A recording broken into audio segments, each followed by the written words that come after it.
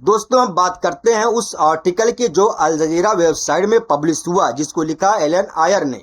उन्होंने अपने इस आर्टिकल में सबसे बड़ा सवाल ये उठाया है कि स्ट्रेट ऑफ होर्मुज की जंग खत्म कैसे होगी, अमेरिका के सामने कौन सा रास्ता बचा है। दोस्तों पिछले कई महीनों से अमेरिका और ईरान के बीच चल रही जंग अब एक ऐसे मोड़ पर पहुंच चुकी है जहां सबसे बड़ा सवाल ये नहीं रह गया कि कौन जीतेगा और कौन हारेगा, बल्कि सवाल ये बन गया कि क्या अमेरिका इस जंग से बाहर निकल भी सकता है, और अगर निकल सकता है तो आखिर किस कीमत पर। क्योंकि जिस जंग की शुरुआत ईरान के परमाणु कार्यक्रम को लेकर हुई थी, आज उसका सबसे बड़ा मुद्दा ईरान का परमाणु कार्यक्रम नहीं बल्कि स्ट्रेट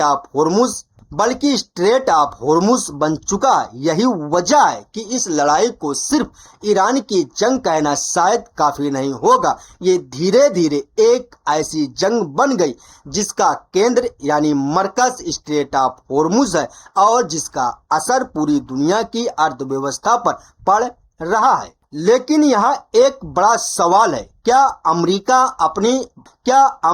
अपनी इतनी बड़ी फौज और भारी सैन्य ताकत के बावजूद स्ट्रेट ऑफ होर्मुज का रास्ता खुलवा नहीं पा रहा, और अगर नहीं तो आखिर इसकी वजह क्या है। जंग शुरू किस मुद्दे से हुई थी? जब ट्रंप प्रशासन ने फरवरी के आखिर में ईरान के खिलाफ फौजी कार्रवाई शुरू की, तब अमेरिका की दलीलें समय के साथ बदलती रहीं। लेकिन इस जंग की एक बड़ी वजह ईरान का परमाणु कार्यक्रम बताया गया। अमेरिका चाहता था कि ईरान अपनी जमीन पर यूरेनियम को समृद्ध करने यानी यूरेनियम एनरिचमेंट का काम बंद कर दे। साथ ही अमेरिका की मांग थी कि ईरान अपने पास मौजूद करीब 440 किलोग्राम समृद्ध यूरेनियम अमेरिका को सौंप दे। लेकिन ईरान ने इन मांगों को मानने से इनकार कर दिया। इसके बाद तनाव बढ़ता गया और आखिरकार मामला जंग तक पहुंच गया।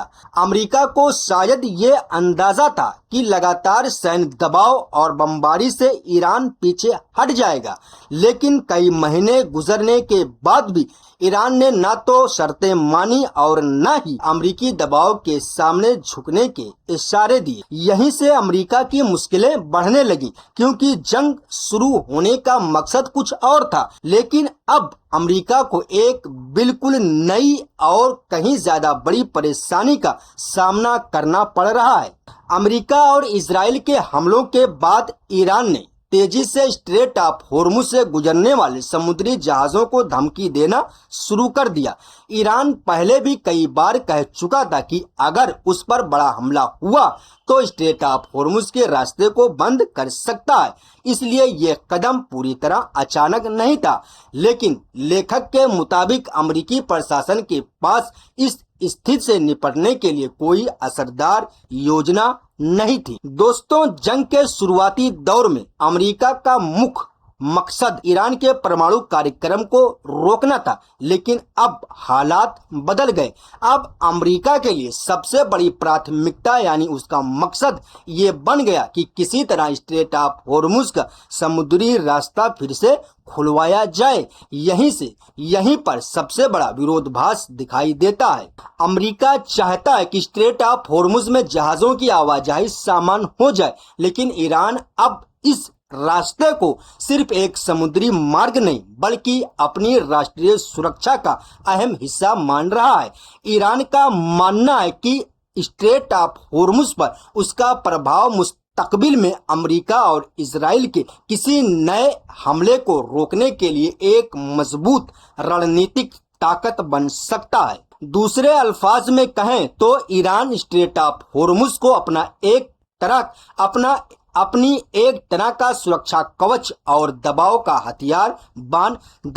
हथियार मान रहा है। यही वजह है कि ईरान इस मुद्दे पर आसानी से पीछे हटने के लिए तैयार नहीं दिख रहा। लेकिन सवाल ये है कि आखिर इतनी बड़ी अमेरिकी फौज भी रास्ता क्यों नहीं खुलवा पा रही। ये इस पूरी जंग का शायद सबसे हैरान करने वाला पहलू है। अमेरिका का सैन्य बजट ईरान के मुकाबले बहुत ज्यादा बड़ा है। अमेरिका के पास आधुनिक युद्धपोत, विमान, मिसाइलें और दुनिया की सबसे ताकतवर सेनाओं में से एक है। फिर भी सवाल है, अगर अमेरिका इतना ताकतवर है तो वो स्ट्रेट ऑफ हॉर्मुज का रास्ता खोलकर उसे हमेशा के लिए सुरक्षित क्यों नहीं कर पा रहा? इसका जवाब स्ट्रेट ऑफ हॉर्मुज की भौगोलिक स्थिति यानी उसकी जुग्राफिया और ईरान की सैन्य क्षमता, उसकी फौजी ताकत में छिपी हुई है। ईरान को अपने तट के पास कार्रवाई करने का फायदा मिलता है। वहीं छोटी छोटी नौकाओं, मिसाइलों, ड्रोन और दूसरे सैन्य साधनों के जरिए समुद्री जहाजों के लिए लगातार खतरा पैदा कर सकता है। अमेरिका शायद कुछ समय के लिए रास्ता खुलवाने की कोशिश कर सकता है, लेकिन सबसे बड़ी चुनौती ये है कि उस रास्ते को लंबे समय तक सुरक्षित कैसे रखा जाएगा। यानी सवाल सिर्फ रास्ता खुलवाने का नहीं है, असली सवाल ये है कि क्या अमेरिका स्ट्रेट ऑफ हॉर्मुज को खोलने के बाद वहां से गुजरने वाले जहाजों को हमेशा सुरक्षित रख सकता है। और लेखक का जवाब है कि फिलहाल इसका जवाब साफ नहीं है। यानी उन्होंने दबी आवाज में ये माना है कि अमेरिका के बस की बात नहीं है। अब दूसरा बड़ा सवाल ये है कि क्या ज्यादा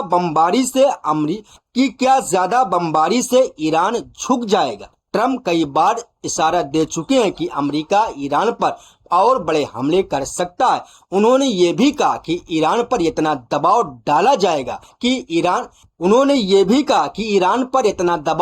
जाएगा कि एक समय के बाद वो कहेगा कि अब वो और नहीं सह सकता। लेकिन यहाँ एक बहुत बड़ा सवाल उठता है, क्या ज्यादा बमबारी से ईरान की सरकार अमेरिकी शर्तें मान लेंगी?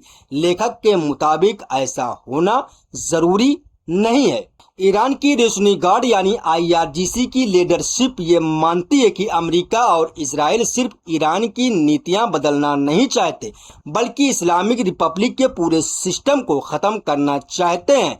इस सोच की वजह से ईरान के अंदर ये धारणा मजबूत हो सकती है कि अमेरिका के सामने कोई समझौता करने से दबाव कम नहीं होगा, बल्कि अमेरिका और ज्यादा मांगे करेगा। यानी अमेरिकी दबाव का नतीजा ईरान का झुकना नहीं, बल्कि उसका और सख्त होना भी हो सकता है। और अगर अमेरिका हमले बढ़ाता है तो ईरान खाड़ी के देशों की तेल और ऊर्जा सुविधाओं पर बड़े जवाबी हमले कर सकता है।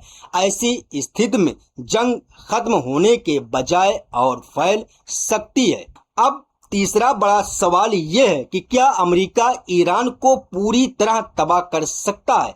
अगर अमेरिका ये तय करे कि सिर्फ सैन्य ठिकानों पर हमला काफी नहीं और ईरान की सरकार को पूरी तरह कमजोर करना है, और अगर ईरान की सरकार को पूरी तरह कमजोर करना है तो उसे कहीं ज्यादा बड़े पैमाने पर हमले करने पड़ सकते हैं। लेकिन इसका मतलब ईरान के अहम नागरिक ढांचे, ऊर्जा सुविधाओं और दूसरी जरूरी जगहों को भी भारी नुकसान पहुंचाना पड़ेगा। ऐसी कार्रवाई ईरान को एक अस्थिर या नाकाम राज्य की तरफ धकेल सकती है, लेकिन इसके नतीजे बेहद खतरनाक हो सकते हैं। ईरान में भारी तबाही, बड़े पैमाने पर मानवीय संकट, क्षेत्रीय अस्थिरता और खाड़ी देशों पर जवाबी हमलों का खतरा बढ़ सकता है। यानी अमेरिका के सामने सवाल ये है कि क्या वो ईरान को झुकाने के लिए इतनी बड़ी तबाही मचाने को तैयार है। अगर ऐसा करता है तो क्या उसके बाद हालात और बेहतर होंगे या पूरी खाड़ी लंबे समय के लिए आग की चपेट में चली जाएगी? अब चौथा बड़ा सवाल ये है कि क्या कूटनीति अमेरिका के लिए रास्ता बन सकती है। आर्टिकल में अमेरिका की सबसे बड़ी कमजोरी उसकी कूटनीतिक सोच को बताया गया है। लेखक के मुताबिक मौजूदा अमेरिकी प्रशासन ईरान के साथ लंबे समय तक गंभीर बातचीत करने के बजाय दबाव और ताकत के इस्तेमाल पर ज्यादा भरोसा करता है। जब अमेरिका अर्थपूर्ण बातचीत की बात करता है तो उसका मतलब अक्सर ये होता है कि ईरान पहले अमेरिकी मांगों को स्वीकार करे, लेकिन लेकिन ईरान इसे बातचीत नहीं बल्कि दबाव के सामने झुकने की शर्त मान सकता है। यहीं से दोनों देशों के बीच भरोसे की कमी और बढ़ जाती है। ईरान के परमाणु समझौते तक पहुंचने में कई साल लगे थे। सन 2010 से 2015 के बीच गंभीर बातचीत के बाद परमाणु समझौता हुआ। इससे ये बात सामने आती कि इतने बड़े विवादों का हल कुछ दिनों या कुछ बैठकों में नहीं निकलता है। लेकिन अमेरिका अब इस जंग से थका हुआ दिखाई देता है और उसके सामने दूसरी राजनीतिक और आर्थिक चुनौतियां भी हैं। इसलिए संभव है कि अमेरिका लंबे समय तक चलने वाली नई बातचीत में दिलचस्पी न रखता हो। तो फिर आखिर जंग कैसे खत्म होगी, यानी जंग खत्म करने का रास्ता क्या बचा है? लेखक के मुताबिक अमेरिका के सामने सबसे कम नुकसान वाला रास्ता ये हो सकता है कि वो जून में हुए इस्लामाबाद समझौता ज्ञापन यानी MOU के अनुच्छेद 5 के तहत चल रही बातचीत को आगे बढ़ने दे। इस अनुच्छेद के मुताबिक ईरान और ओमान स्ट्रेट ऑफ होर्मुज के मुस्तकबिल के प्रशासन और समुद्री सेवाओं को लेकर बातचीत करेंगे। इन बातचीत में खाड़ी के दूसरे तटीय देशों की राय भी शामिल की जा सकती है। इस योजना का मतलब ये है कि अमेरिका सीधे ईरान के साथ हर मुद्दे पर बातचीत करने के बजाय ओमान को एक मध्यस्थ की भूमिका निभाने दे। ओमान पहले भी कई मौकों पर ईरान और पश्चिमी देशों के बीच बातचीत कराने में अहम भूमिका निभा चुका है। इसलिए संभव है कि ओमान को ईरान की चिंताओं को समझने और खाड़ी देशों की जरूरतों के बीच संतुलन बनाने में अमेरिका से ज्यादा सफलता मिले। अब अमेरिका को करना क्या होगा? अगर अमेरिका इस रास्ते को अपनाता है तो उसे सीधे बातचीत की क़यादत करने के बजाय ओमान को बातचीत आगे बढ़ाना देना होगा। अमेरिका जरूरत पड़ने पर ओमान को अपनी राय दे सकता है और आखिर में बनने वाले समझौते को स्वीकार कर सकता है। लेकिन इसके लिए अमेरिका को एक बड़ा कदम उठाना पड़ सकता है। ईरान ने स्ट्रेट ऑफ होर्मुज को खोलने के मुद्दे को अपने बंदरगाहों पर अमेरिकी नौसैनिक नाकाबंदी हटाने से जोड़ दिया।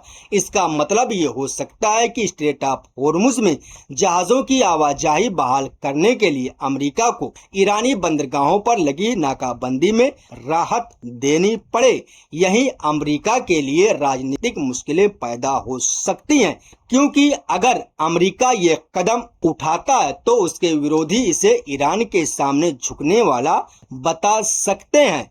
लेकिन अगर ऐसा नहीं करता तो स्ट्रेट ऑफ होर्मुज का संकट और लंबा खिंच सकता है।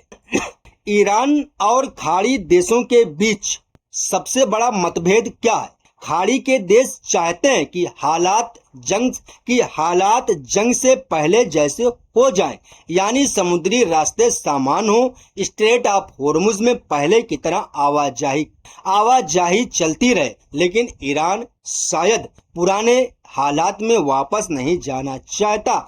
ईरान एक नया सिस्टम चाहता है जिसमें स्ट्रेट ऑफ होर्मुज से गुजरने वाले समुद्री रास्तों पर उसका प्रभाव और ज्यादा हो। संभव है कि ईरान यह नियंत्रण ओमान के साथ मिलकर चलाने की बात करे। लेख में यह भी संभावना जताई गई कि ईरान स्ट्रेट ऑफ होर्मुज से गुजरने वाले जहाजों से कुछ शुल्क यानी फीस वसूलने की मांग कर सकता है। अगर ऐसा होता है तो ये समुद्री व्यवस्था में बदलाव नहीं होगा, ये पूरी खाड़ी की राजनीति और ताकत के संतुलन में बड़ा परिवर्तन माना जाएगा। दोस्तों, क्या समझौता होने के बाद सब कुछ सामान हो जाएगा? शायद नहीं।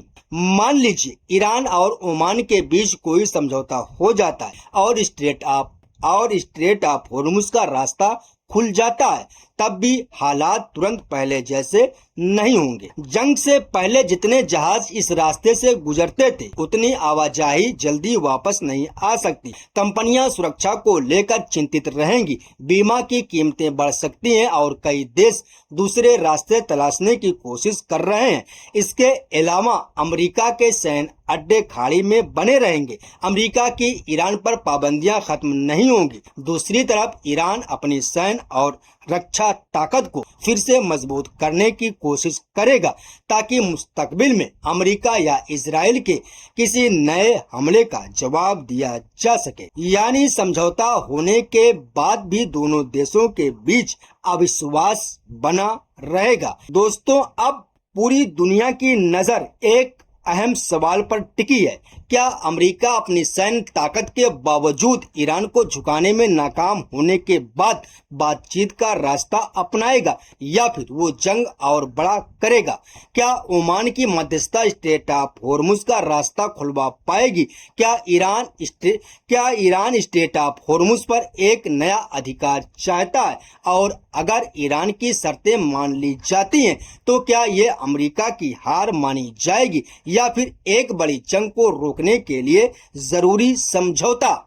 फिलहाल इतना जरूर कहा जा सकता है कि स्ट्रेट ऑफ हॉर्मुज की लड़ाई अब सिर्फ समुद्र के एक रास्ते की लड़ाई नहीं रही। ये ताकत, सुरक्षा, तेल, व्यापार, अर्थव्यवस्था और पूरी खाड़ी के मुस्तकबिल की लड़ाई बन चुकी है। और इस जंग का अंत बमों से होगा या बातचीत से, इसका फैसला आने वाला वक्त ही बताएगा। अभी के लिए बस इतना ही। मिलता है अगली वीडियो, तो अपना ख्याल रखिएगा। अल्लाह हाफिज।